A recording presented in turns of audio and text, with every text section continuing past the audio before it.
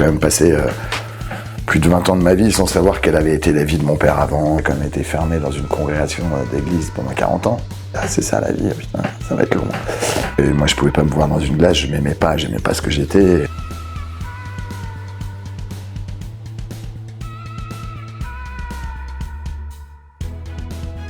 Je suis allé me faire peur aussi, dis con, je te parachute à l'autre bout de la terre et tu fais comment? Et ce côté autodestructeur, non mais il faut que je vive quelque chose en fait.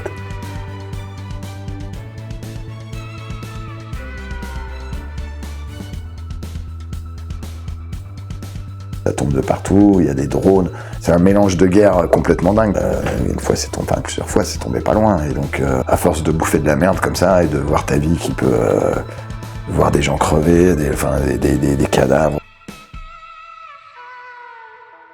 Et tu te dis, toi t'es là-bas, là, j'étais à 2 doigts d'y passer, on te fait un sujet et tu me dis non, ça m'intéresse pas. Et je repars la semaine prochaine et je me suis trouvé une épitaphe. Donc je peux être con aussi de temps en temps.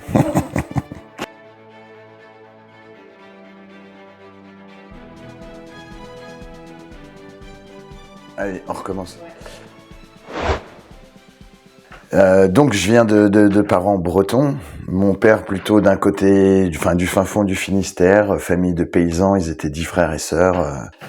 Et ma mère plutôt d'un milieu bourgeois catholique, assez pratiquant, mais pas bourgeois, profitaient pas vraiment de leur argent, c'était des gens avec une autre éducation, et voilà, ils se sont rencontrés assez tardivement les deux, et donc moi je suis né donc à Paris, j'ai grandi là-bas, de la rencontre de ces deux personnes de monde un petit peu opposés, c'est peut-être un peu fort, mais qui venaient pas tout à fait du même milieu. Ouais. Et mes 2 parents ont vécu, ils étaient jeunes, mais ils ont vécu la Seconde Guerre mondiale. On a un fossé d'âge, on a presque une génération entre nous. Mes parents qui ne sont plus en vie aujourd'hui ils m'ont eu assez tard. Mon père était de 1929 et ma mère de 1932. Puis bon, je suis d'une famille où on discute pas du tout, on se raconte pas. Enfin, c'est des taiseux, mais vraiment un stade extrême. Donc j'ai quand même passé plus de 20 ans de ma vie sans savoir quelle avait été la vie de mon père avant. Et voilà, on n'a pas eu le temps vraiment d'en parler. Finalement, on se rend compte que c'est nos propres parents, mais qu'on connaît pas du tout. Enfin, voilà, tout ce que je raconte, c'est un peu, je le reconstitue a posteriori. Enfin, ma mère, bon, elle avait plus de 40 ans, mon père, il avait pas loin de 50 ans, qui nous ont eu tard, et donc je pense que quand je suis arrivé, ça a été une grande joie, parce qu'il y avait, je pense qu'entre deux, il y a eu un coup de foudre, il y avait vraiment de l'amour, et c'est des choses qui s'étaient dit qui n'allaient jamais se produire dans leur vie, et très vite, mon frère derrière. Voilà, ils nous ont eu avec tout leur bagage à eux aussi. C'est une espèce de bulle, c'était triste, c'était monotone, ça parlait pas, enfin, ça se passait simplement pour moi, c'était une vie, c'était vide de tout, quoi. Vide de sens, vide d'amour, pour moi la vie était comme ça, donc je me rendais pas compte, j'étais pas dépressif, mais quand je vois, c'était une espèce de routine dans un cocon. Puis c'est un peu dans ma préadolescence que j'ai commencé à... C'est par la musique que ça s'est ouvert. C'est-à-dire que c'est à l'occasion d'un mariage d'un cousin en famille où je découvre la musique. C'était du rock en l'occurrence, et ça m'a rendu dingue. C'est une espèce de sensation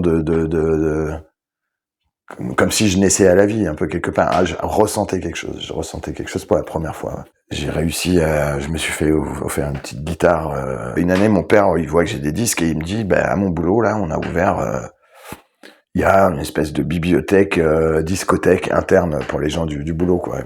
Et un jour, il m'amène un album des Sex Pistols qui s'appelle The Great Rock'n'Roll Swindle. Et il avait vu écrire rock'n'roll sur la pochette, qui est une pochette, un peu bleu-grise, mais il se doutait absolument pas. Donc il a ouvert une petite brèche sans s'en rendre compte. Et d'ailleurs, pour la petite histoire, c'est lui qui m'avait fait sur la face A, c'est les Sex Pistols, et sur la face B, c'est la musique de la Boom. Donc il m'avait écrit la Boom plus rock. Il m'a mis du Sex Pistols dans les oreilles. Génial. J'ai un pote là, moi j'étais donc bon élève, j'étais au fond de la classe parce que j'aimais pas le côté un peu bon, mais j'étais bon élève, et là il y a un mec qui débarque, beau gosse, grand, grosse tchatch et tout, et il se trouve que le hasard fait qu'il vient s'asseoir à côté de moi au fond de la place, et donc on s'est mis à jouer tous les deux, et on a un troisième pote qui était au clavier, puis un batteur. On a fait un premier groupe qui était très influencé par Cure, qui s'appelait Malice, et donc on était tous en noir, on rigolait pas, ça faisait partie de la posture, mais c'était un vrai bonheur. Et donc voilà, ça fait partie quand j'ai rencontré la musique et quand je grandis, j'ai une espèce d'énervement en moi. Bon, déjà gamin, je sais que on me collait sous des douches froides parce que je me tapais des grosses crises de colère, paraît-il. Donc je me souviens pas, mais j'avais déjà un truc un peu vénère. Et puis bah chez moi, adolescent, d'ailleurs, je me suis pété un bout de main. Je donnais des coups de latte dans les murs, je cassais des portes. Et puis et effectivement, cet épisode du why, c'est un jour j'ai graffé un gros why sur le mur de ma chambre. Et mes parents ils sont rentrés, ils m'ont dit pourquoi. Je dis pourquoi, ouais, pourquoi. Et, euh, et j'étais partagé parce que j'étais complètement timide, mais presque maladivement. Je n'osais pas parler devant les gens. La musique m'a fait un peu de bien, mais je restais dans mon petit cocon. Mais à ce moment-là, j'ai besoin de grosses guitares saturées, j'ai besoin que ça boue sa gueule, j'ai besoin que ça encule la terre entière. Et donc voilà, je suis un peu dans cet état d'esprit-là, ouais. Tout en étant un bon élève à l'école. Voilà. Et c'est un long cheminement, quoi. Et donc j'ai ce côté-là où en interne, j'écoute de la musique, je suis énervé, j'ai envie de plein de choses, mais quand je suis en extérieur, je suis encore, je pense que je suis, enfin, il doit y avoir des photos, mais je suis encore le garçon tout sage, tout timide, qui ose pas dire, qui ose pas, voilà. Effectivement, alors chez mes parents, on n'avait pas du tout la culture du restaurant, de sortie, on sortait jamais. Bon, il y avait un cinéma à Noël une fois par an et le resto, ça devait être une fois par an aussi pour l'anniversaire de ma mère peut-être. Et donc j'ai eu l'occasion 2 fois où mon père m'a invité au restaurant en solo, en tête à tête. Donc j'étais plus chez eux déjà, mais je devais avoir 21 ou 22 ans. Il me dit je t'ai menti une fois dans ma vie. Donc et là il m'avoue qu'il avait été curé. Et moi, j'ai pas vraiment de réaction sur le moment parce que je m'imaginais, il y avait un tel vide, je savais absolument pas ce qu'il y avait dans ces 40 ans de vie que je m'étais déjà tout imaginé, qu'il avait fait de la tôle, qu'il avait fait ci, qu'il avait fait ça, qu'il était ailleurs, qu'il avait une autre vie. Donc voilà, ça tombe comme un truc, je me dis bon. Donc moi, j'étais obligé d'aller à l'église assez longtemps quand j'étais chez mes parents parce que ma mère insistait et je voyais mon père qui n'allait jamais à l'église, donc c'était un peu compliqué pour moi mais bon, j'avais pas fait de lit, hein. Donc mon père, voilà, il est donc famille de 10 enfants, c'était le troisième, et il se trouve qu'il était bon à l'école, et comme ça se pratiquait beaucoup à cette époque-là en Bretagne, l'église est venue, voilà, c'était une fierté pour mes grands-parents, est venue chercher mon père, il avait un peu moins de 10 ans, donc ils l'ont emmené dans un pensionnat où il voyait sa famille une fois par an, et donc il a suivi tout un cursus pour devenir curé, et qu'il a continué jusqu'à la rencontre de ma mère. Il avait presque quasiment 45 ans, et donc il est monté assez loin dans les ordres, voilà, enfin, il était à Rome où il a participé au Concile Vatican II, enfin voilà, et donc voilà tout un parcours dans l'Église, à la fois comme enseignant en latin, grec, philosophie. Enfin, il faisait des offices aussi, il a marié tous ses frères et sœurs, il faisait de la recherche un petit peu, enfin voilà, tout un donc cursus dans l'Église. Et ma mère, elle, différemment, donc dans son milieu bourgeois, pour une femme, c'était des études de école ménagère, on appelait ça, donc cuisine, couture. 25 ans, toujours pas mariée, pas d'homme, donc c'était à l'époque, on appelait ça une Catherinette. Donc elle était un petit peu considérée comme une vieille fille, et à un moment, elle a eu envie de changer de conditions de vie. Elle est partie en Afrique pendant 4 ans. C'était avant ce qu'on appelait l'humanitaire, mais elle est partie s'occuper de femmes africaines au Niger. Et c'est des très bons moments de sa vie, je pense, où elle a passé aussi, avant, elle a passé son permis. Enfin bref, elle a essayé de s'émanciper de sa condition de femme. Et elle n'a eu cesse de se battre sur sa condition de femme à elle, mais sur celle des autres en politique. Elle s'est beaucoup occupée de SDF sur la fin de sa vie. Elle a monté des associations. Elle a été en Afrique. Enfin voilà, en temps, je peux la voir un peu comme une sainte parce elle a donné une grande partie de sa vie aux autres et pour faire bouger les choses. Et il se trouve qu'elle a déjà, quasiment 40 ans quand elle rencontre mon père. Il se rencontre dans un stage de formation à l'expression orale, chacun pour un truc différent. Donc mon père dans son milieu, et il y a une espèce de coup de foudre qui se passe à ce moment-là. Mon père est encore curé, ma mère va partir en Afrique. Et il commence à s'écrire énormément de lettres. Ensuite, ma mère part en Afrique. Mon père se débrouille pour aller la voir là-bas en Afrique sous prétexte d'église. Voilà.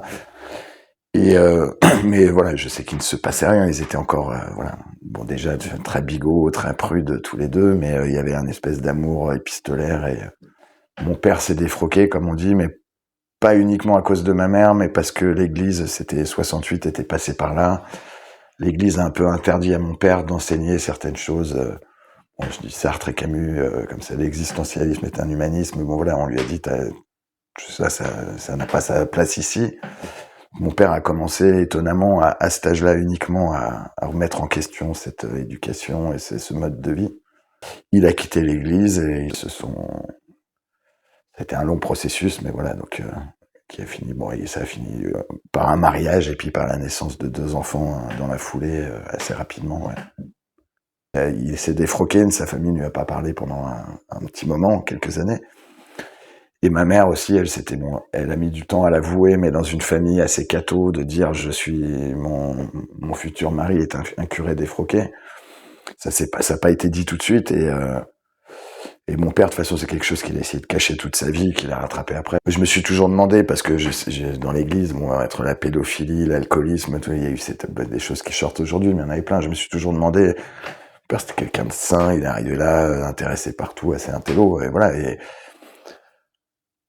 lui, il s'est un peu vu comme quelqu'un d'élu. Il était bon, il est monté assez haut, et je pense que c'était un peu sa vie. Il était fier de là où il était, il croyait à tout ça. Ouais, je pense qu'il s'est souvent demandé s'il avait fait le bon choix à cette époque-là. Enfin voilà, les cris que j'ai retrouvés, ça c'est pas l'homme qui vécut deux vies, un truc dans le genre à peu près. Donc voilà, où il raconte toute la première partie et la deuxième, il sait pas comment dire, il sait pas comment gérer avec ses enfants. Je pense qu'il y a voilà un problème de passation. Enfin voilà, c'est du non-dit. Donc mon oncle là, ils habitent pas loin de Rambouillet, pas loin de la forêt de Rambouillet. Ils sont très potes avec un mec qui est garde forestier. Ouais. Et moi au début j'adore, on va là-bas, je vais écouter le cerf bramer, je fais des nuits à la belle étoile, enfin on fait des trucs comme ça. Lui, on s'est rendu compte, parce qu'il accueillait aussi des scouts et tout, il y a eu des centaines de victimes, donc il a été emprisonné, il s'est foutu en l'air après, mais bon voilà. Donc ça nous est arrivé à mes 2 cousins, mon frère et moi, à différents degrés. Moi j'étais l'aîné de tout ça. En même temps, moi, c'est la première fois que je découvrais, en gros, que ma bite servait à autre chose qu'à pisser. Donc, c'est quand même, je suis quand même relativement jeune. Et voilà. Mais par contre, moi, j'ai l'impression que ça m'a pas marqué complètement parce que, mais moi, voilà, c'est un souvenir, mais c'est pas, j'ai pas l'impression que ce soit un traumatisme. Voilà. Peut-être que ça a donné un peu, oui, un peu de rage aussi, un peu d'énervement en plus. Mais pas forcément besoin de revendiquer ou de dire ah, on m'a fait du mal, parce que bon, la vie elle fait du mal de toute façon à plein de niveaux, des claques et des blessures et d'autres trucs, j'en ai eu 1 milliard. Aujourd'hui je m'en rends compte en parlant à gauche et à droite qu'on est je suis pas un cas isolé, on est 15 milliards de personnes. Et donc la deuxième fois ou au resto, ou la première d'ailleurs, c'est quand pour la première fois que je leur présente ma vraie première petite amie, qui n'était pas la première mais la vraie, avec qui je suis resté un moment, et là je devais avoir je sais pas, 18, 19 ans, je sais plus, 19 ans peut-être. Et donc là, mon père me réinvite au resto, en gros, pour m'expliquer comment on fait les enfants, quoi. Mais de manière très naïve, et il y a le papa, il y a la maman, c'est beau, c'est l'amour, et donc le papa rentre dans la maman. Et donc moi, je garde mon calme, mais donc voilà, on n'a pas du tout les mêmes notions. Et puis bon, eux, je crois qu'ils ont dû baiser 3 fois dans leur vie pour faire 3 enfants, et c'était vraiment pas là-dedans, c'était un truc. Donc il y avait vraiment un rapport à la sexualité hyper tabou. Et donc mon père m'a essayé de m'apprendre comment on fait les gamins à 19 ans, quoi. Ça se passe mal à la fin quand je suis chez mes parents, parce que effectivement je sors. Eux, c'est des gens, ma mère, je pense qu'elle a jamais pris une cuite de sa vie. J'ai un mode de vie, tu vois, je me réveille plus à 7h du mat, et ça leur pose problème. Je pense qu'eux, ils se sont jamais réveillés après 7h du mat de toute leur vie. Et ma mère, elle commence à tomber malade. Bon, je l'ai su après, mais elle était déjà diagnostiquée, quand j'avais 18 ans, Alzheimer. Donc elle commence à se dégrader un peu aussi, la mémoire qui commence. Puis les angoisses, des trucs où elle devient aussi un peu agressive sur pas mal de choses. Même arrivé à un moment, elle pensait que j'étais à la tête d'un complot familial contre elle. Donc il y a eu des moments très agressifs, c'était compliqué. Et donc moi, je commence à m'occuper un peu d'eux, j'ai un peu de temps, et en fait, mon père lâche rien. Mon père, je m'en occupe. Enfin, c'est sa femme. Donc, le navire sombre, mais il y va avec, le capitaine. Et il était dans un déni absolu. C'est-à-dire que même assez tardivement à la fin, il me dit, je crois que ta mère commence à perdre la mémoire. Mon père a commencé à tomber malade lui aussi d'un corps de Lévy, qui est en gros un mélange Parkinson-Alzheimer, qui est très sympathique aussi. Je recommande. Mais, il voulait pas en entendre parler parce que tout va bien, tout allait bien dans le meilleur des mondes. Il a pas voulu voir. Il m'a simplement dit un jour, une fois, ouais, J'avais pas envisagé ma fin de vie comme ça. Ouais, j'imagine. Ouais. Mais donc voilà, petit à petit, donc j'ai réussi et donc je suis devenu tuteur à la longue de mes deux parents et donc il y a eu des aides à domicile, mais la maladie s'est aggravée, donc c'était même plus gérable et donc moi j'ai dû les mettre à grand regret, mais j'avais pas le choix. Donc d'abord ma mère dans une maison de retraite, donc il a été dans une autre maison de retraite et j'ai mis donc ils sont restés un an et demi. Après ils sont décédés les deux, mais j'ai essayé de les ramener. J'ai réussi à la fin à ce qu'ils soient dans la même maison, mais à l'époque tous les deux étaient tellement déglingués qu'ils se sont pas reconnus.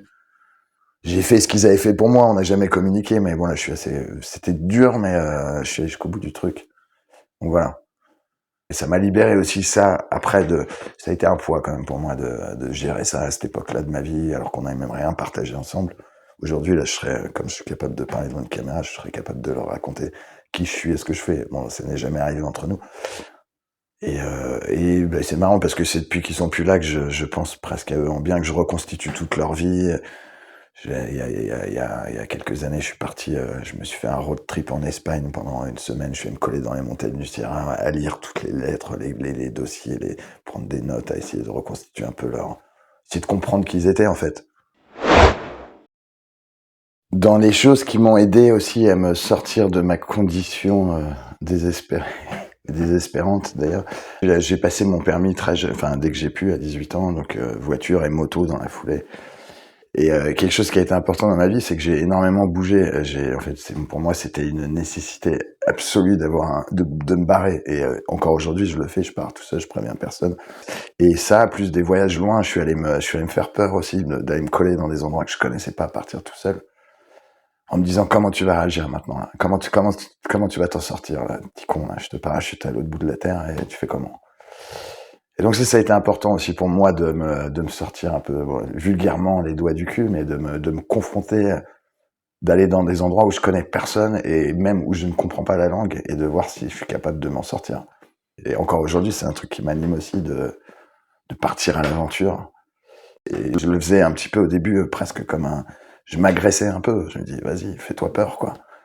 Arrête d'être la rage interne que j'avais, mais que j'ai commencé à ressentir, je pense très jeune, parce que j'avais mes douches froides et puis même moi dans ma vie. Et en fait, j'étais plus agressif envers moi-même. Donc effectivement, au début, c'était donner des coups de latte dans les murs, des coups de tête, des trucs. Je me tapais des crises de vénère, mais c'est toujours été contre moi en fait. Et ça, et à la fois, je l'ai apaisé, je l'ai pas apaisé, en fait. C'est-à-dire que il y a tout ce côté, oui, autodestructeur, mais qui passe aussi par l'alcool, par la défonce, par plein de choses, j'ai joué beaucoup, à un moment, je suis allé beaucoup sur les toits, je suis allé dans des endroits, je faisais des conneries à voiture, à moto, j'ai fait toutes les conneries de la terre, et c'est aussi pour voir quelles sont tes propres limites, ou je l'ai fait aussi même dans la marche, dans la rando, dans des montagnes, dans du bateau, dans des trucs où tu vas éprouver ta limite. Et de fait, je me suis retrouvé dans des endroits dangereux, dans des trucs, juste parce que j'ai été trop con, trop alcoolisé, trop défoncé.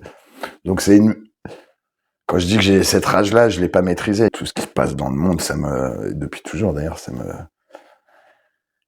concerne, alors que, enfin, je sais pas pourquoi. Il y en a qui peuvent passer outre ça. Moi, j'y arrive pas. Voilà, puis je travaille dans les infos, donc je suis nourri de ça au quotidien, et tout ça me touche aussi. Donc, il y a des moments où j'ai besoin mon bord de mer de temps en temps, il se concrétise, voilà, et j'ai besoin de boire un coup, j'ai besoin de me mettre dans un état pas possible j'ai mis des années à m'accepter. Et aujourd'hui, je suis quelqu'un, je m'aime. Mais il y a encore besoin de de se mettre un petit coup de latte dans la gueule de temps en temps, là, ça. Non, mais il faut que je vive quelque chose, en fait. Il y a des contrées à découvrir, même à l'intérieur de notre propre corps. Truc où à un moment on perd le contrôle, où on est complètement ouf, on panique sur un truc, et il y a des vérités il y a des choses qui sortent, qui te posent question, quoi. Après la musique, il y a eu le cinéma. À un moment, je me suis passionné par le documentaire, le cinéma. Je passais ma vie dans toutes les petites salles. Et donc là, je me dis, pourquoi pas essayer d'allier, je faisais des sciences humaines, et donc d'essayer d'allier tout ça pour aller vers le documentaire, quoi.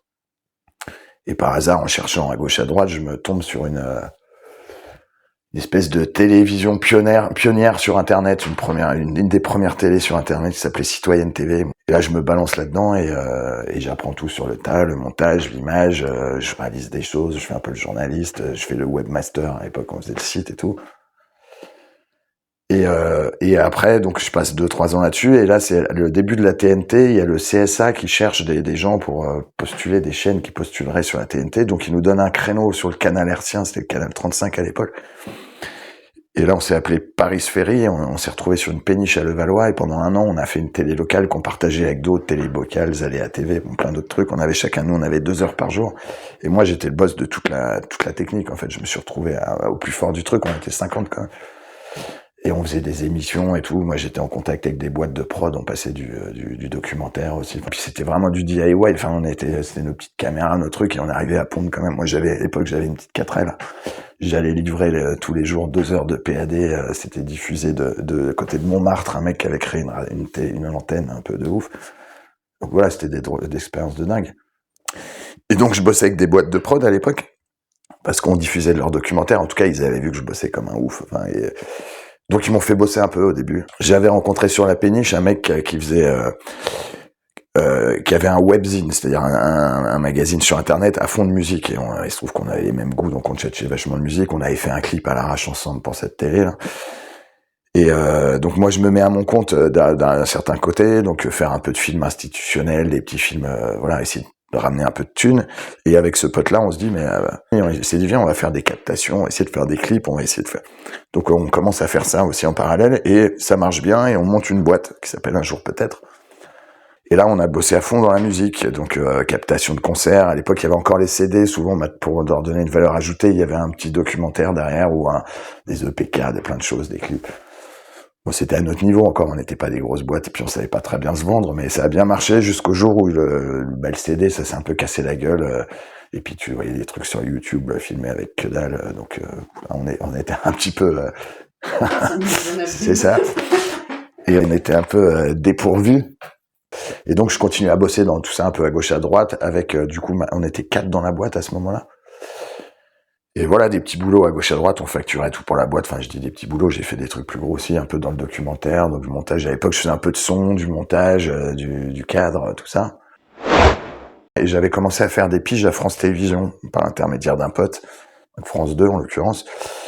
Je montais les titres des JT. Après, il me rappelle, et puis à un moment, je trouve un deal un peu avec eux, parce que moi, je bossais un peu sur des docs à l'époque, donc je faisais 3 semaines à 2 mois de boulot sur des trucs. Et le deal, c'est moi je vous dépanne de temps en temps. Par contre, j'ai des grosses plages où je bosse pas, donc le truc se passe comme ça pendant plusieurs années. Finalement. Bon, sauf qu'un jour il y a un changement de direction, en l'occurrence Delphine Arnaud qui arrive, et il y a beaucoup de gens comme moi. Donc là, ils me payaient pas en intermittent, c'était des petits CDD, beaucoup de choses qui étaient pas réglo là-dedans. Et donc moi, je vais voir un avocat en interne en disant, bon voilà, moi j'avais un dossier avec plein de trucs.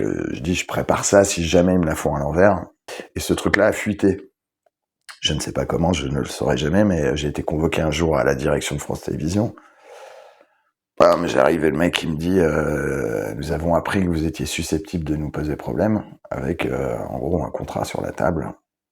Et donc j'ai signé, et finalement je regrette pas du tout aujourd'hui, parce que déjà ça se passe bien, et puis il y a eu le Covid entre-temps, moi j'ai continué à bosser tout le temps, et puis aujourd'hui, ce qui ne m'était jamais arrivé, j'ai une reconnaissance même si je la cherche pas, je peux pas nier que ça fasse du bien. On apprécie mon travail, on apprécie un petit peu, je pense, ma personnalité, même si je peux passer un peu pour un mystérieux, la gueule à l'envers, mais ça se passe bien, quoi. Mon père a jamais compris, ma mère d'ailleurs non plus, ce que je faisais dans la vie.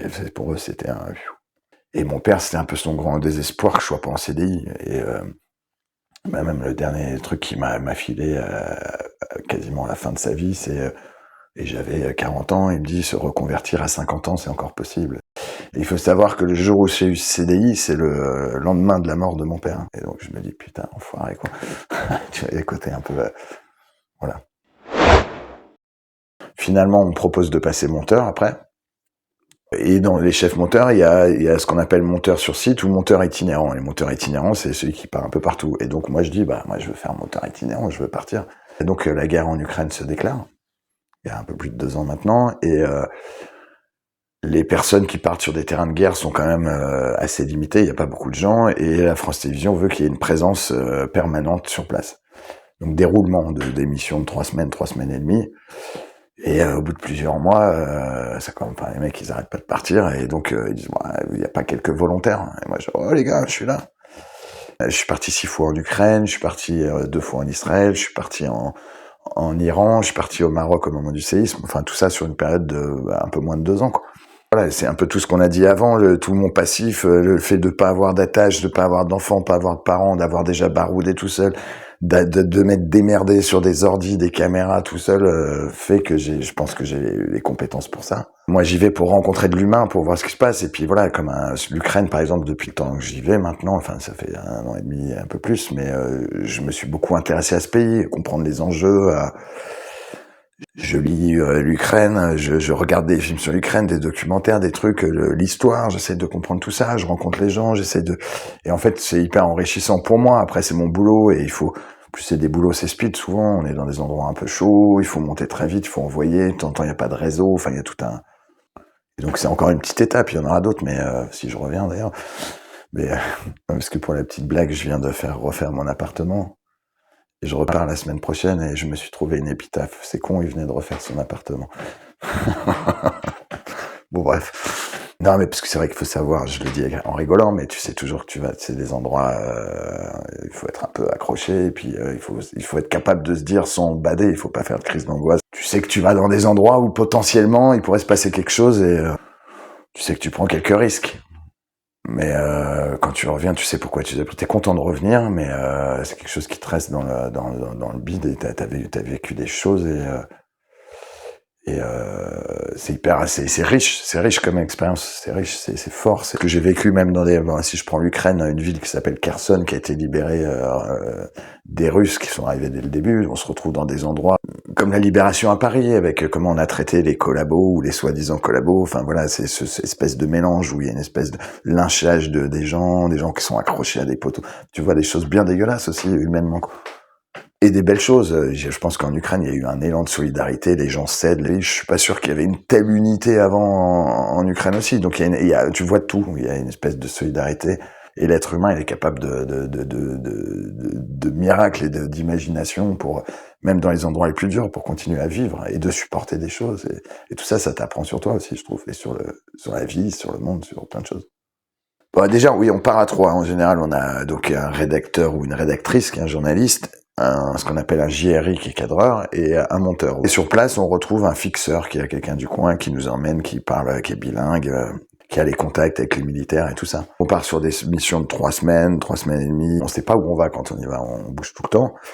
Et en l'occurrence, on a été beaucoup au début, qui est l'endroit dont on a pu parler, qui est en guerre depuis 2014, qui est le Donbass, qui est le sud-est de l'Ukraine. On va sur les lignes de front, plusieurs lignes, ce qu'on appelle la ligne 0, il y a peu de journalistes qui ont accès, moi j'ai jamais eu accès, mais même la ligne 1 ou la ligne 2, on est à 5 km des trucs, ça tombe de partout, il y a des drones, c'est un mélange de guerre complètement dingue, parce qu'on se retrouve dans des tranchées avec les mecs qui vivent là, on se croirait en 14-18, on a sous les yeux les boîtes de conserve, les trucs... Et à côté de ça, t'as des drones, t'as des trucs, des satellites, des partout. Et en fait, quand tu pars là-bas, tu sais pas comment tu vas réagir quand tu tapes ce genre de choses. Et plusieurs fois, c'est tombé pas loin. Et donc, mais bon, c'est même pas tombé dessus. On est encore là, on y va. À force de bouffer de la merde comme ça et de voir ta vie qui peut, voir des gens crever, des cadavres, de voir des choses, ça peut aussi voilà, c'est des syndromes post-traumatiques. Pour le moment, tout va bien, je dors bien. Moi, de temps en temps, je me dis, voilà, je suis monteur, donc voilà, mais qu'est-ce que je vais foutre là-bas Je me dis même, voilà, je suis content de me faire mon point de vue aussi. Je trouve dans ce monde où il n'y a plus aucune vérité qui tienne, même depuis le Covid, où les gens ils partent dans tous les sens, même la moindre certitude, la planète est ronde, il y a des gens qui sont capables de nous remettre ça en question. Moi, encore aujourd'hui, moi je parle plus quand je reviens de ces pays, là, on m'a encore dit récemment, il y a vraiment une guerre en Ukraine.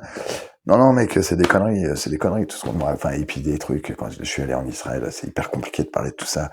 Et donc, quand on arrive à Paris, au coin d'un bar, ou quelqu'un qui te pose une question, donc moi, j'ai refusé, je le dis plus, et je veux plus en parler, en fait. Et heureusement, moi aussi, je suis équipé parce que j'ai toujours parti avec une vision très négative des choses, du monde dans lequel je vivais. Ouais, il y a plein de gens pour qui c'est bien compliqué, hein, ça vrille de partout dans la tête. On est sur... Robigenet, c'est dans le Donbass, c'est sur une ligne, c'est un village qu'ils viennent de reprendre. On va en tournage là-bas, c'est chaud, ça pète même sur la route, ça pète, et on arrive, et là, on est repéré par des drones russes. Et il y en a un qui, donc on se barre, mais ça, les mecs, ils essayent de nous... Et on arrive le soir, on monte le sujet, on appelle, ça serait pour le 20h, et on leur dit, bon là on a un sujet, on vend pas le côté, on a été chaud, mais on a les images, on a tout, on l'a mis un petit peu quand même, juste pour, parce que c'est aussi la réalité de ce qu'on vit.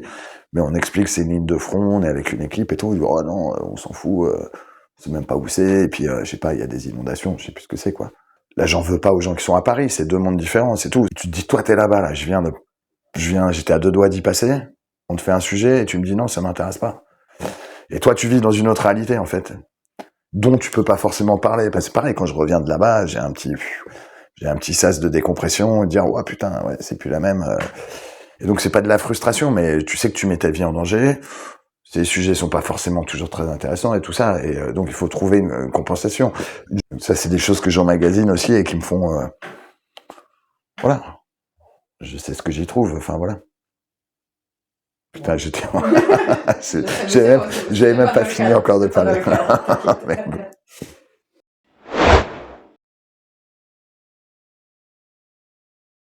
Il y a beaucoup des anciens de la DGSE, enfin, ou des trucs, ou des mecs, enfin, voilà, des vies, t'arrives pas à le savoir, mais moi, j'avais envie de creuser le formateur, là, le mec, il était parachuté au milieu de la mer, il arrivait tout seul à la nage. Bon, il nous a lâché 2-3 trucs, mais il nous dit rien, quoi. Mais bon, c'est des gens, c'est un peu James Bond, t'arrives là-dedans, tu dis, waouh.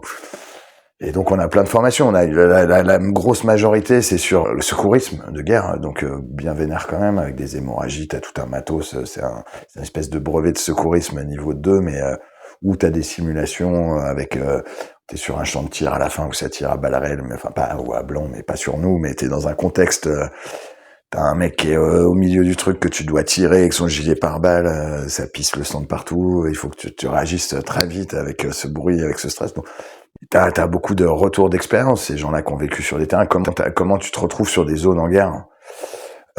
Comment tu t'orientes, enfin voilà, il faut faire gaffe à plein de choses, comment tu réagis par rapport aux gens, t'as des checkpoints, enfin voilà, on t'apprend aussi un peu de la survie quelque part dans ces zones-là, puis un peu sur les mines, il y a des mines partout, sur savoir reconnaître, savoir faire gaffe à tout, tu vois, je vais reconstituer une espèce de maison, par exemple, moi je suis fumeur, il y avait un petit paquet de clopes là qui traînait, tu vois, une maison abandonnée, tu vas prendre les clopes, bam, et plein de choses, enfin tu vois, donc on te sensibilise à quelque chose quoi en fait.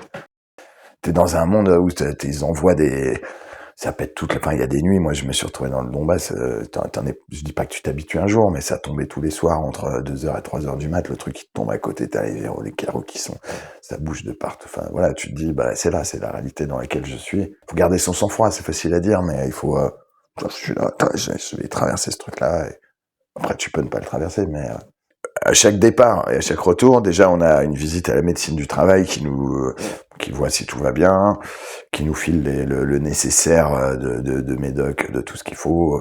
Et au retour, on a le retour et puis on a des dosimètres aussi, parce que moi, ça m'est arrivé, je suis allé là-bas, la deuxième fois que j'y suis allé, on était à côté de la centrale de Zaporijjia qui était hyper menacée, qui était prise par les Russes, là, donc gros coup de panique partout. Et nous, on était là-bas, on n'avait pas d'iode, on n'avait rien, pas de dosimètre. Donc là, ils se sont rendus compte que c'était important. Donc aujourd'hui, on part aussi avec des dosimètres, on part avec de l'iode, parce qu'il y a une menace nucléaire, on sait jamais. Donc, quand on rentre, on ramène tout ça, il y a un petit débrief, et en fait, il y a un cabinet de psychologues qui est mandaté pour ça, et en fait, soi-disant obligatoire. Après, moi je l'ai fait les 2 premières fois, mais j'ai aussi ma jauge, moi, par rapport à quand je vais bien, quand je vais pas bien. Je commence à me connaître suffisamment et je suis quand même passé par 1 milliard d'étapes pour savoir me juger comme un grand garçon. Et puis j'ai lu beaucoup de choses aussi sur des gens, des reporters de guerre, des vrilles. À l'époque, on parlait pas de tous ces syndromes post-traumatiques, mais où tu vrilles complètement. T'es hanté par plein de choses. Tu reviens à Paris, tu te fais chier, t'as plus ce truc. J'arrive presque plus à dormir si j'entends pas les bombes qui tombent à côté. Enfin, tu vois, tu t'arrives à des niveaux. Moi, pour rien au monde, je ne veux arriver à ce niveau-là.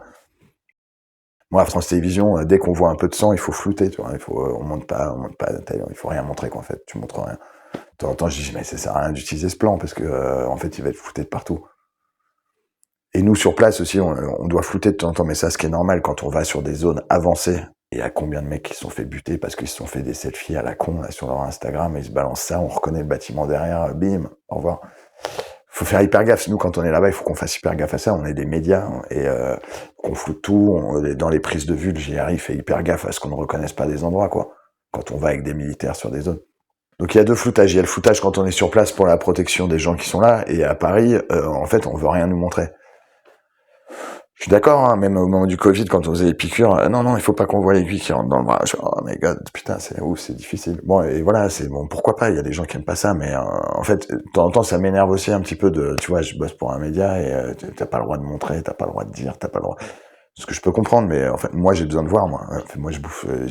Est-ce que t'as vu ces images en Israël? Ouais, j'ai vu, moi, je vais les voir, j'ai vu des équitations, j'ai vu. Et c'est pas du tout malsain, c'est pas morbide, c'est que, voilà, c'est là où on vit. En France, en France, c'est dans le monde dans lequel on vit. Je trouve que tout est aseptisé, quoi. On n'a plus le droit de voir ça, on n'a plus le droit de ça, tout est. Ok. Moi, je prends le parti de, moi, je veux voir, et je vais aller voir jusqu'à là où c'est le plus dégueulasse pour voir un peu de quoi il s'agit. C'est de là aussi que tu peux avoir un peu d'espoir, même si j'en ai pas beaucoup, mais j'ai pas envie de me cacher les yeux là-dedans, j'ai pas envie de croire, j'ai pas envie de me faire un faux monde dans lequel tout est beau et on va bien je pense que moi, mon plus grand courage, c'était de me sortir de moi pour pouvoir déjà me dire, ouais, je me kiffe, et enfin, sans aller trop loin non plus, mais d'être capable de te dire, quand je parle à quelqu'un, il va pas me prendre tout de suite pour la dernière des merdes ou pour le dernier des cons. Même de parler devant une caméra, tu vois, j'ai mis un peu de temps. Aussi, dans ma vie professionnelle, je suis arrivé à un endroit où je me sens quelque part utile dans le monde dans lequel on est aujourd'hui, aussi raconter, enfin, surtout le documentaire, mais c'est des moyens de témoignage, c'est des moyens de raconter, c'est des moyens de prendre conscience, je trouve que c'est un bel outil de comprendre ce qui se passe à l'autre bout du monde ou juste à côté de chez toi ou ce qu'il y a dans la tête de quelqu'un, et aussi être capable de remettre tout ton monde en question. Et c'est hyper compliqué tout ça parce que tu peux vriller quand toutes tes bases s'écroulent. Et ça, c'est un vrai courage aussi d'accepter de se dire ouais, bon ben, on m'a toujours dit que c'était comme ça, j'ai toujours cru que c'était comme ça, et en fait, je me rends compte que non. Et ça sera d'autant plus important, je pense, dans le monde dans lequel on va arriver là. Où là aujourd'hui, mais avec toutes les migrations et tout, on nous dit on est des vrais Français, des trucs et tout. En fait, on te remet des vieilles idées dégueulasses dans la tête et on va pas s'en sortir si on n'est pas capable d'écouter l'autre et de comprendre pourquoi il est là et il n'est pas en train de venir tuer ta femme et de bouffer ta bouffe. Là, il a une histoire qui est 10 fois plus impressionnante que la tienne et c'est important ça. De se dire aussi que j'accepte d'ouvrir un petit bout de ma petite vie voilà.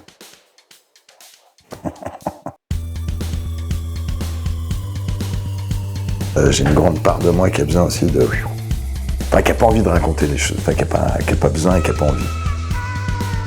Alors que je ne fais que ça depuis 3 ans. Voilà. Allez, je bois. Puis de la bière, plein de bière tout le temps.